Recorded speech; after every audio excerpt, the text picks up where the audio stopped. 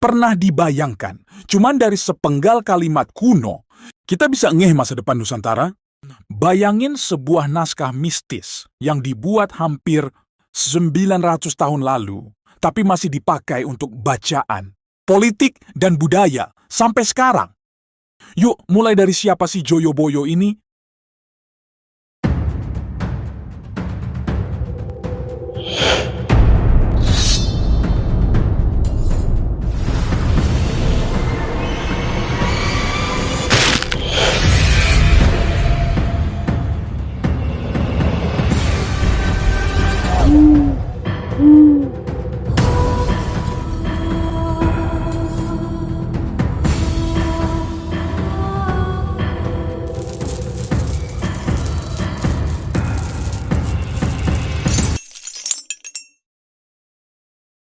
Sri Aji Joyoboyo Jayabaya adalah raja kerajaan Kediri yang memerintah sekitar tahun 1135 sampai 1159 Masehi di Jawa Timur.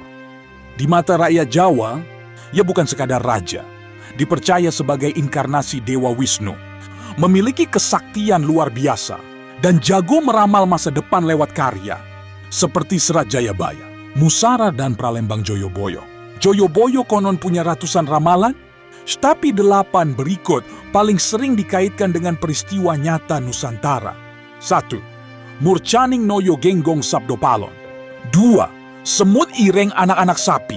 3. Kebo Nyabrang Kali. 4. Kejajah Saumur Jagung Karo Wong Cebol. 5. Pitik Tarung Sak Kandang. 6. Kodok Ijo Ongkang-ongkang. 7. Tikus Pitiano Tobaris. 8. Reinkarnasi Noyo Genggong Sabdo Palon.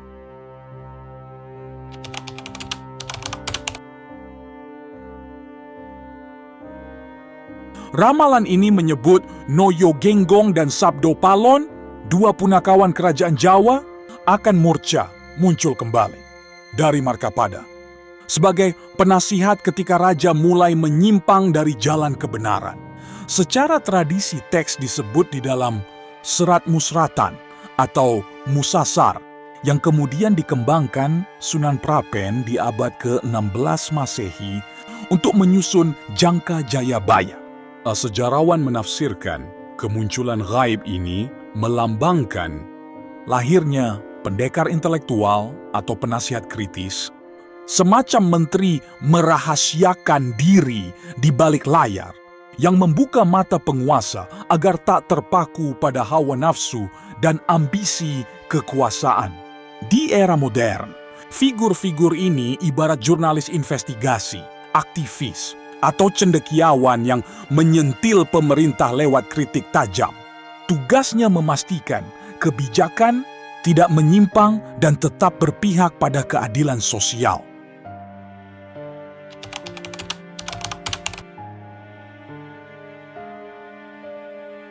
Bait Semut Ireng Anak-anak Sapi kerap dikaitkan dengan kedatangan bangsa Eropa ke Nusantara, dimulai Portugis 1512, lalu Belanda 1596. Istilah semut ireng menggambarkan karakter pekerja keras dan rajinnya para pelaut Eropa. Sementara anak sapi merujuk pada budaya minum susu sapi yang lekat di tradisi barat. Puncaknya ketika Cornelis de Houtman mendarat di Sunda, Kelapa pada 1596, menandai babak kolonialisme Belanda yang bertahan lebih dari 350 tahun. Sejak itu, cengkeraman bangsa Eropa mengubah peta budaya, ekonomi, dan politik Nusantara. Persis seperti segerombolan semut yang merayap dan menetap di tanah baru, mengambil rempah-rempah dan hasil bumi.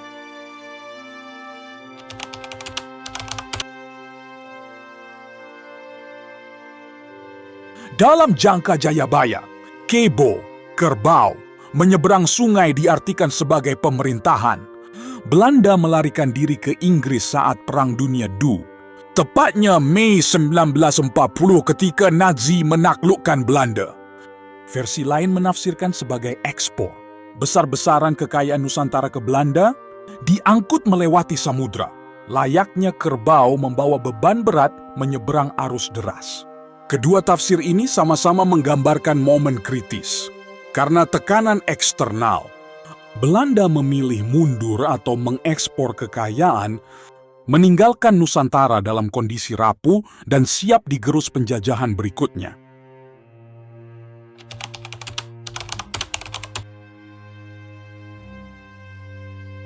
Ramalan Kejajah Saumur Jagung Karo Wong Cebol menggambarkan penjajahan bangsa Jepang yang berlangsung singkat, yakni 3,5 tahun antara 8 Maret 1942 hingga Agustus 1945.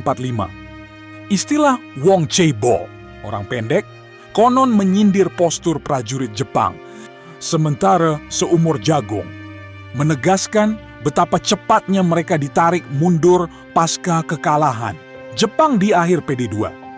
Namun, sebagian ahli mempertanyakan keaslian bait ini karena Jagung baru masuk Asia pada abad ke-16, jauh setelah Joyoboyo wafat pada 1157 Masehi. Meski begitu, simbolisme kekuatan asing yang singgah sebentar tetap relevan sebagai catatan. Sejarah singkat namun penuh dampak.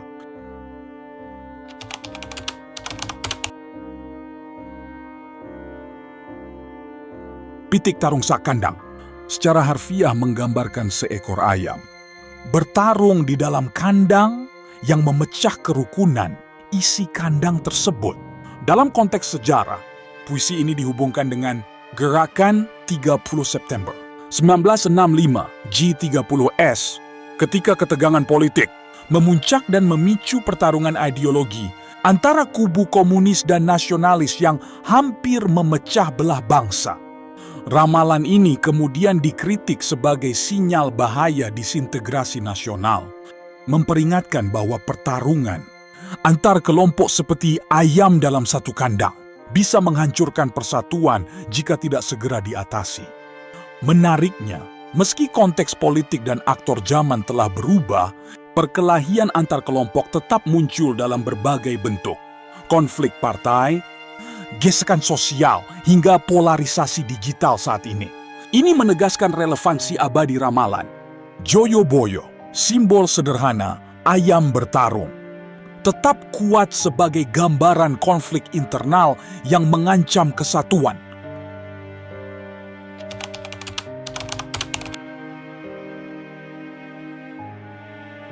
Bait Kodok Ijo Ongkang-Ongkang dipercaya merujuk pada Orde Baru di era Presiden Soeharto ketika ABRI, Angkatan Bersenjata Republik Indonesia, mengenakan seragam hijau dan memegang kendali pemerintahan hampir tanpa batas.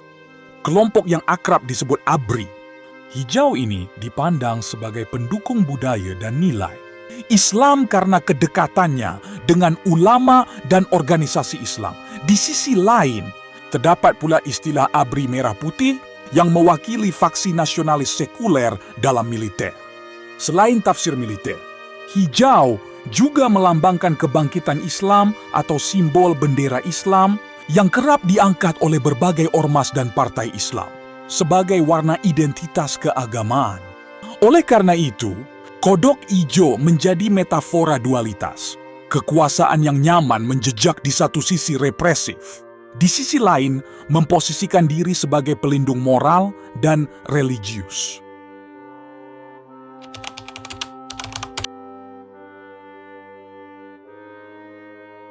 Tikus Pithi Anotobaris menggambarkan sekelompok makhluk kecil yang licik dan pandai menyembunyikan diri, namun sulit membangun tempat persembunyian permanen. Sebuah metafora bagi rakyat jelata yang berjuang dalam bayang-bayang elit politik.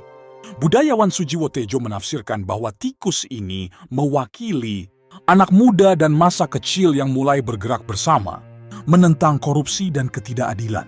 Mereka tidak butuh tempat megah, cukup bersatu dalam barisan untuk membuat gebrakan. Tikus Pithi adalah simbol harapan dan kegigihan demokrasi. Rakyat kecil meski sering diremehkan, mereka bisa menggoyang tatanan kekuasaan jika bersatu. Fenomena ini terekam dalam berbagai aksi sosial dan unjuk rasa di era reformasi dan pasca reformasi ketika kelompok-kelompok akar rumput mendesak perubahan lembaga politik dan hukum.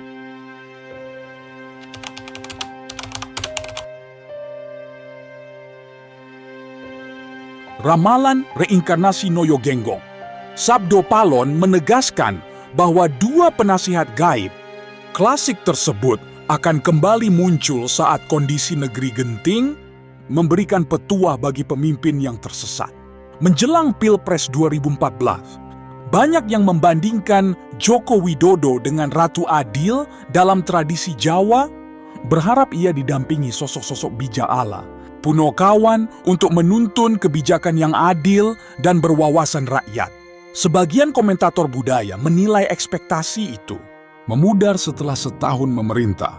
Namun kepercayaan pada daya magis politik, bahwa ada unsur mistik atau metaforis yang mempengaruhi arah pemerintahan masih kuat di kalangan tertentu. Ramalan ini menjadi contoh bagaimana warisan budaya Jawa tidak hanya menjadi cerita rakyat, tetapi terus mempengaruhi persepsi publik terhadap realitas politik modern.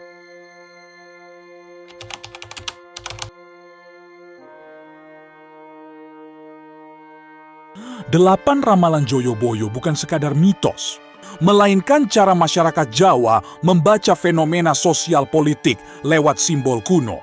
Dari kolonialisme hingga keadilan masa kini, baitnya terus diinterpretasi ulang sesuai konteks zaman.